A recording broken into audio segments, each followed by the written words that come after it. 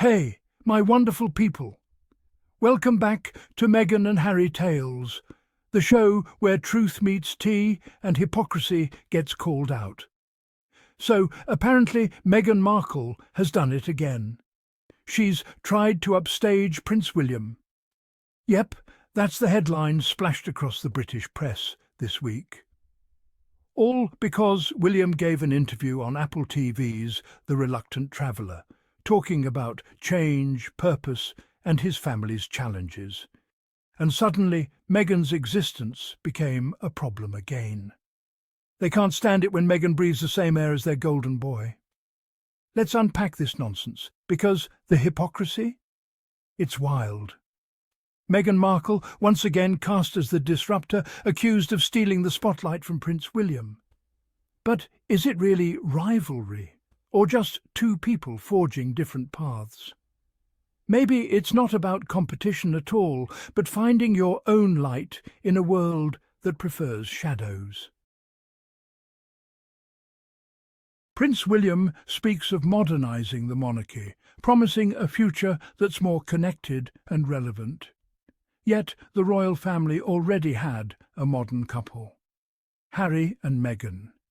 Their union bridged tradition and a new, inclusive world. They spoke openly about mental health, social justice, and used their platform for real change.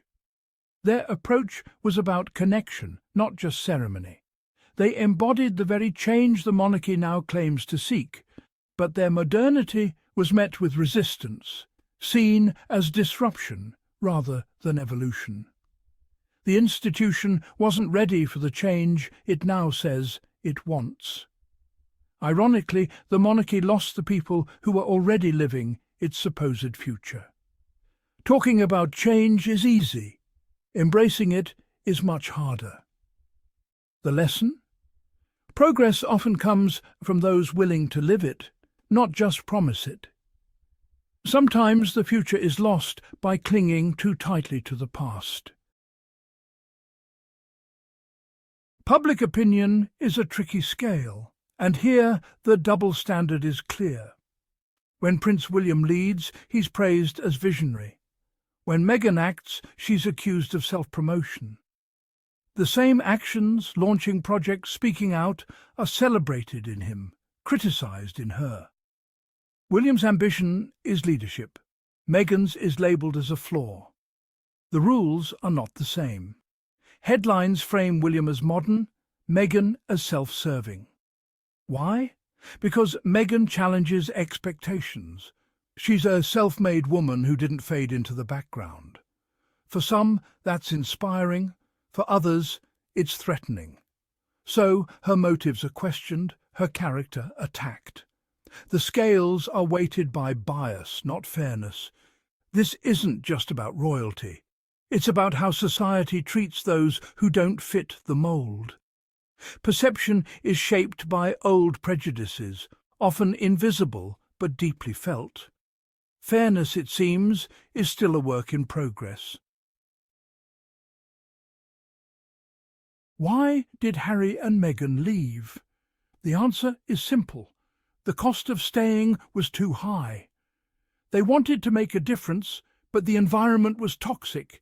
Every move dissected, every headline negative. They were a young family seeking peace, not just protocol.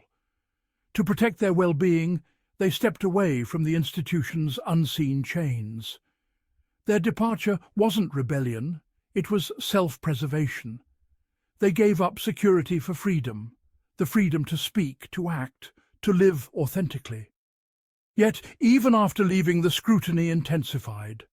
The monarchy's lens still defines them, and the criticism never stopped. Meghan especially remains tied to royal drama, no matter how far she goes. Their choice proved necessary. The narrative would never let them be. Sometimes leaving is the only way to reclaim your story. Prince William now fiercely protects his family from media intrusion, a lesson learned from the past. He draws a line, using his power to shield his loved ones. It's a noble instinct, one we all understand. But where was this shield for Meghan? When she faced relentless, often racist attacks, the institution was silent. The protection offered now was not extended to her. The contradiction is stark. The monarchy's defence is selective. Meghan and Harry had to become their own protectors. The lack of support was a major reason for their departure. Not everyone is offered the same safety, even within the same family. That painful truth shaped their decision to walk away. Meghan Markle represents more than a title. She embodies the spirit of independence. She entered the monarchy as herself, not as someone to be moulded. Her change was real, challenging traditions, bringing new perspectives and connecting from the heart. That authenticity was uncomfortable for an institution built on centuries of sameness. Her journey is one of courage, choosing well-being over conformity, authenticity over acceptance. She didn't shrink to fit in. She stood tall, even when pressured to change. Meghan's story is for anyone told they're too much or not enough. Your worth isn't defined by institutions or headlines, but by your own integrity. Her example is a reminder. You don't have to lose yourself to belong.